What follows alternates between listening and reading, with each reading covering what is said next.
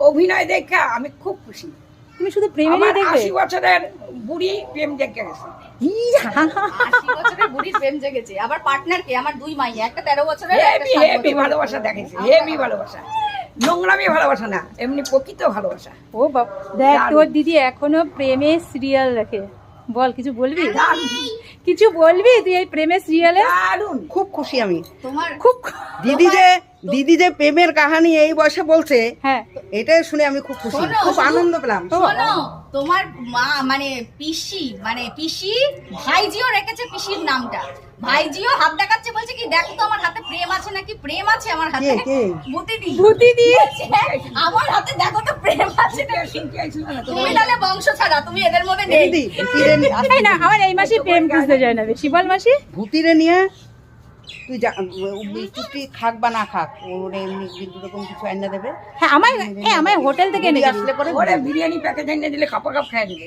কে? ওরে ওই সাবাস। তোরে কিছু বিট্টু আইনা দেবে, খাবি। কে যাবো, কে সবাইকে বল। ভূতি যাবে, বুড়ি আসুক। বুড়ি নাই তো, হ্যাঁ। বুড়িও যাবে। আর ওই আমাদের রুমি।